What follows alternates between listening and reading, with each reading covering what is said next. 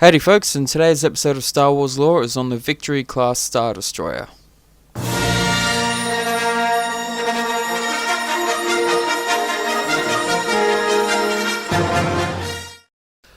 Oh, now a bit like how the Imperial class Star Destroyer had the Imperial 1 and then later on they built the Imperial 2, the same was with the Victory. They had the Victory 1 and then there was the Victory 2 built later. The Victory 1 class Star Destroyer was a warship designed for planetary defense, planetary assault, ground troop support, and ship-to-ship combat, and was used by the Galactic Republic during the mid to late Clone Wars. The Galactic Empire also used it, and the Corporate Sector during the Galactic Civil War, and the Confederation during the Second Galactic Civil War. Now, the Victory 1 class Star Destroyers were roughly about 900 meters long, so they were just over half the size of the later Imperial class Star Destroyer. And like later Star Destroyer designs, the Victory possessed the ability to enter the upper levels of a planetary atmosphere, which gave the ship a decided advantage of added precision when engaging in the ground attack operations that the class was designed to carry out. And the Victory could also pursue other vessels hoping to escape by diving towards a planet.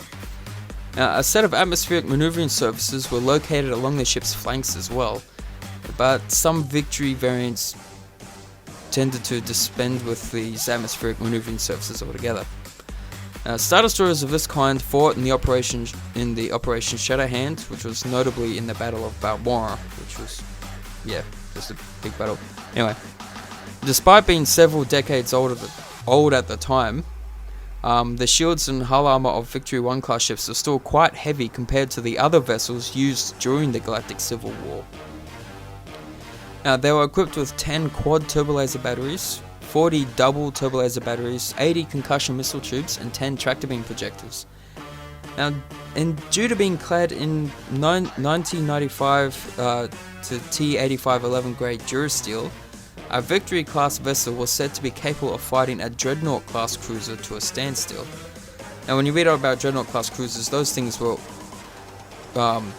dated, but come the Clone Wars, those ships were well dated. You can still see them in use in Rebels part of the Thrawn's fleet because they're not overly powerful in the way of firepower, but they can take a hit just as well as the Imperial class Star Destroyers. Those things had really good armor. They could really take a pounding.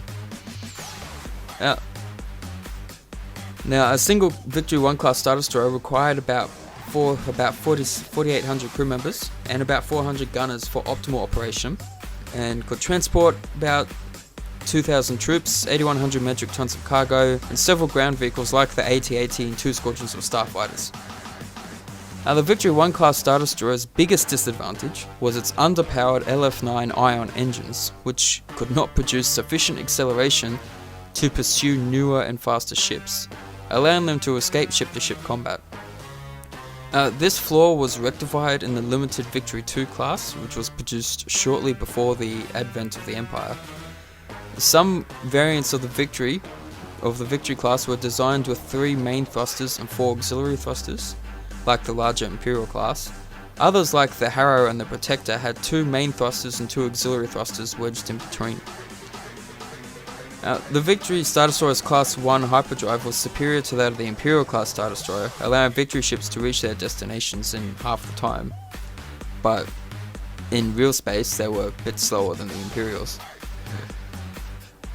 Now, the Victory itself was introduced at the start of the Clone Wars and the introduction of the acclimated class assault ship. The Arch-Provost of Rendili ordered industrial spies and ship designers to come up with a way to curb Kuat's lead on new contracts with the Galactic Republic. The 2 rival shipbuilders, Rendili Star Drive and Kuat Drive Yards, later embarked on a collaborative design project while the war was still in its early phases. This was called the Victor Initiative Project, which resulted in the Victory class, and this design by Wallach Splissix became a direct challenge to Kuat's Venator class. An early batch of Victory 1 class Star Destroyers were deployed to defend Sector 0 against the Techno-Union's fleet of Bulwark Mark 1 battlecruisers, which had escaped the blockade of Forost, and this resulted in the deployment of the Victory fleet, 6 months ahead of schedule. And despite this, the majority of the initial commission group was not deployed until Palpatine had already dissolved the Galactic Republic and established his Imperial rule. A subclass known as the Victory 2 was introduced later in the Clone Wars, refitted with new ion engines by Horsch Kessel Drive to replace the underpowered LF9s, and trading the concussion missiles for ion cannons and extra turbo lasers. This variant was designed with an emphasis on space combat, and this newer class was externally very similar to its predecessor. Very few Victory 2s were built, as they were introduced not long before the Imperial class, which essentially supplanted it in the space combat role. So basically they built the Victory 2, which was a lot better, but then it didn't last very long because then they came out with the Imperial class Star Destroyers, which were even better. So not many Victory 2s were built. The abundant number of Imperial class Star Destroyers and the growing popularity of the Imperial series amongst the Imperial Starfleet led to many Victory class Star Destroyers being decommissioned or sold to groups like the Corporate Sector Authority, which purchased 520 of them. Most of the Victory series Star Destroyers still in Imperial service near the heights of the Empire were often assigned to planetary defense roles. Now, within the Imperial Navy, Victory class Star Destroyers were considered second only to Imperial class Star Destroyers for most operations in the Outer Rim territories against pirates and rebels. The order of battle considered one Victory class Star Destroyer the equivalent of 2 Strike class cruisers. Heavy squadrons often featured Victory class Star Destroyers at the system's force level and above. They accompanied larger Star Destroyers, Star Cruisers, and Star Dreadnoughts in major assaults, such as in the Battle of Ciutric. While other Star Destroyers used their turbo lasers to strip the shields and armor of enemy capital ships, Victory class Star Destroyers were called upon to deliver devastating barrages of concussion missiles against their now unprotected hulls. The ability to pursue enemies into planetary atmosphere also made Victories an invaluable part of many Imperial squadrons. A key disadvantage of the Victory 1 was, as mentioned before, its low speed, which made its deployment difficult and allowed quicker foes to escape pursuit. Now, during the Battle of Danab, the rebel commander was able to defeat each Imperial squadron separately before they could come to each other's aid. Otherwise, the greater firepower of the Victory ships would have prevailed. After that, Imperial tacticians necessitated assigning support ships such as interdictors, strike cruisers, and carrack cruisers to make up for the shortcomings.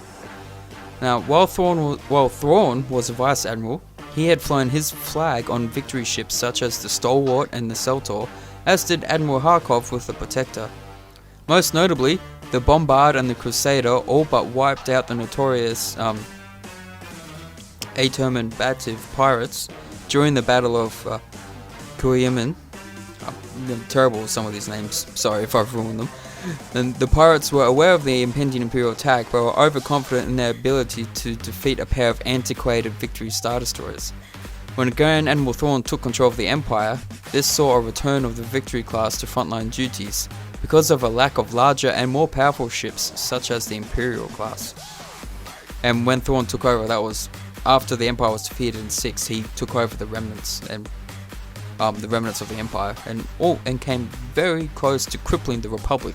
He was pretty much outnumbered when he took on the Republic again. The only thing that stopped him was a last-minute betrayal which killed him, which he did not see coming. Otherwise, he would have defeated the New Republic. I love Thrawn, he's awesome. Now, following the Yuzhang Vong War, which was quite a few years, I think Luke was in his 40s or 50s at this time, the Galactic Federation of Free Alliances commissioned an updated version of the Victory for use as pirate hunters across its territories. Some of these new vessels were fitted with large turrets on the upper hull, each housing a huge asteroid tug tractor beam, sold to the Galactic Alliance Defense Force by Lando Calrissian himself. And prior to the Swarm War, the Killiks hijacked a Galactic Alliance Victory-class Star Destroyer called the Admiral Akbar, which had been used by the Alliance for the blockade of the Utegetu Nebula for the Killiks invasion of the Chiss Ascendancy.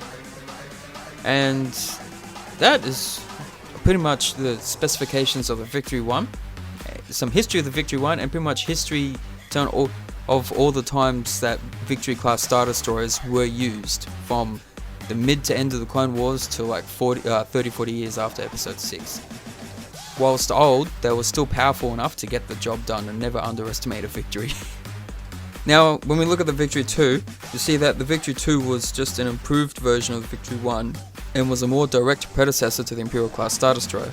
Now, I have already touched on the Victory 2 whilst telling you about the Victory 1, so this part wouldn't take up much more time, but Though outwardly similar to the Victory 1, the Victory 2 was designed for deep space combat. With this in mind, designers fitted the ships with Horsch Kessel drive incorporated engines in place of the Victory 1's LF9 iron engines to overcome the weaknesses of the earlier design, so it could actually move faster.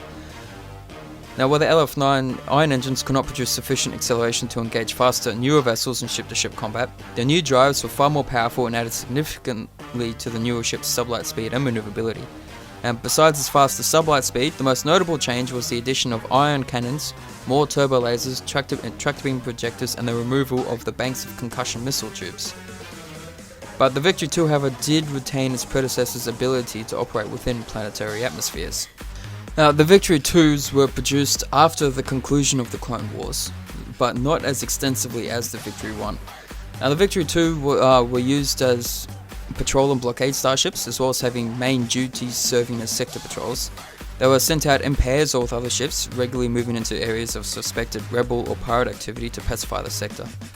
Other Victory 2s were used for deep space interdiction missions, using their ion cannons to capture enemy starships without damaging them. And these vessels were often assigned to missions where the capture of the target was required for information gathering purposes. And since they only carried 2 squadrons of starfighters, the Victory 2 would often be deployed in the company of fleet carriers or escort ships that carried a large number of starfighters for quick deployment. Now, whilst most saw the Victory 2 as inferior to the more powerful Imperial class ships, some even thought the Victory class would be decommissioned following the newer design's entry into the service. But the growth of the rebellion eventually would lead the Galactic Empire to keep the ships in service, as they needed every available capital ship for duty. At the beginning of the Galactic Civil War, the Alliance seized several of them, but they were all presumed to have been lost or recaptured. Some ships would eventually cease service with the New Republic, and others would remain in use by the Imperial Remnant, with at least one, the Protector, seeing action during the Yuzhang-Vong War and the Battle of Borosk. And that is the Victory class Star Destroyer. Mostly the Victory 1, not much more about the Victory 2, because the Victory 2 was it was only a few different things about it than the Victory 1, but otherwise most of other stuff it could still do the same. This is pretty sure this is now my longest lore video, and that is because there was just so much to tell, especially about the Victory 1. It is one of my more favourite Star Destroyers. Mainly because it's one of those ones where there's not many of them and they're smaller, but you never underestimate them because they are actually quite powerful. So if you like the video, be sure to drop a like, subscribe if you're new, and turn on notifications to keep up to date. Leave a comment or two, let me know what you thought of the video. Let me know what you thought of this video's length as well. I mean, like, if not too many people like the length of this video, then I'll try and keep it down to shorter videos. But we'll just see how it goes. I usually prefer to keep long videos like this for if it's a lore on about a certain character, because it's a lot harder to condense all that information down to one than on a ship. But yeah, let me know what you thought of the video anyway, and I'll talk to you all on the next one. Later.